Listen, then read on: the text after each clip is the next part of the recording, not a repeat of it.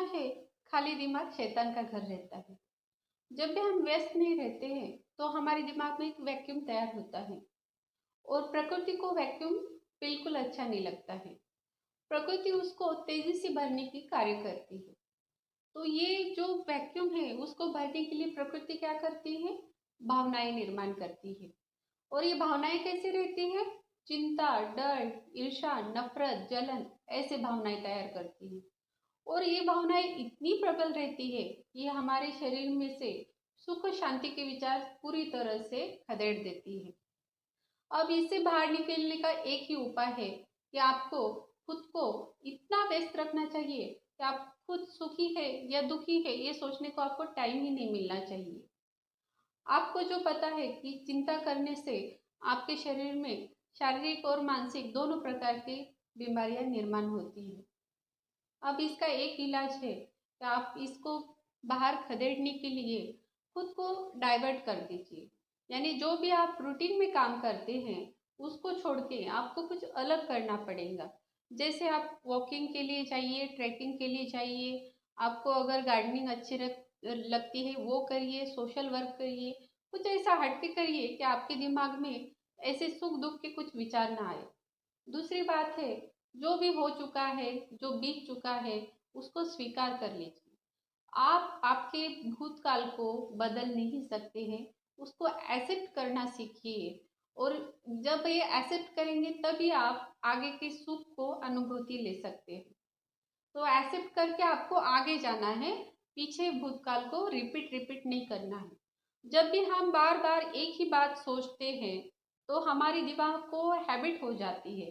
तो आप देखेंगे कोई कोई पर्सन ऐसे रहता है, वो उसको हमेशा दुख में रहना पसंद रहता है, खुद को सेल्फ टॉर्चर करता है, वो बार बार बुरी चीजें या बुरी आदतें बार बार दिमाग में लाता है और वो कभी सुखी ही नहीं रहता है। तो ध्यान में रखिए, सुख भी अपने पास है, यानी स्वर्ग भी अपने पास है और नरक भी अपने पास है। ये सिर्फ हमारे दिमाग की खेल है। तो इसको रोकने के लिए आपको बिजी रहना जरूरी है। सेकंड बात है कि आपको सोशल मीडिया है उसका जो यूज कर रहे हैं आप वो लिमिटेड कर दीजिए। तीसरी बात है कि आपको समाज में घुलना मिलना चाहिए, या फिर आपके जो भी हैबिट्स है उसको तैयार करिए कि जिसकी वजह से आपको लगे कि आप जो रूटीन कर रहे हैं उससे कुछ अलग कर रहे हैं। एक ही टाइम में आपको एक ही चीज करनी चाहिए।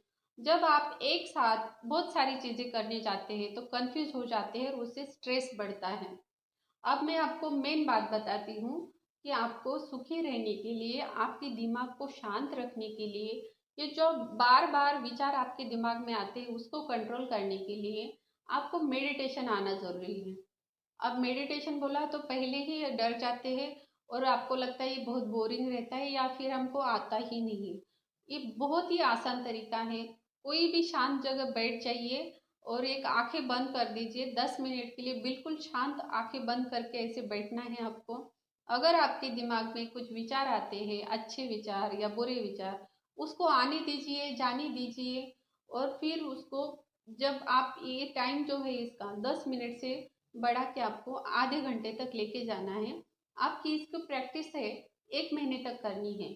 और मुझे 1 महीने के बाद आप रिप्लाई करिए कि आपको कितना अच्छा लग रहा है। जो आपको बार बार विचार आना है वो कम हो जाता है, आप एक स्टेबल माइंड के हो जाते हैं इसमें। और एक मेन बात बताती हूँ कि जब भी आप कुछ निगेटिव थिंकिंग करते हैं या आपको अच्छा नहीं लगता है या आप गुस्सा हो जाते हैं, वो टाइम में आपकी सांस के ऊपर ध्यान करिए। आपकी सांस बहुत जोर जोर से चलने लगती है, तो आपको सांस के ऊपर भी काम करना आना चाहिए। तो सवेरे, दोपहर और शाम 3 टाइम आपको 10-10 मिनट ऐसे निकालिए कि जिसमें आपको सांस के ऊपर काम करना है। यानी आपको एक सांस लेनी है अंदर, जो टाइम में आप सांस लेनी है उसके डबल टाइम में उसको छोड़ना है। अब मैं आपको एक डेमो दे देती हूँ। जैसे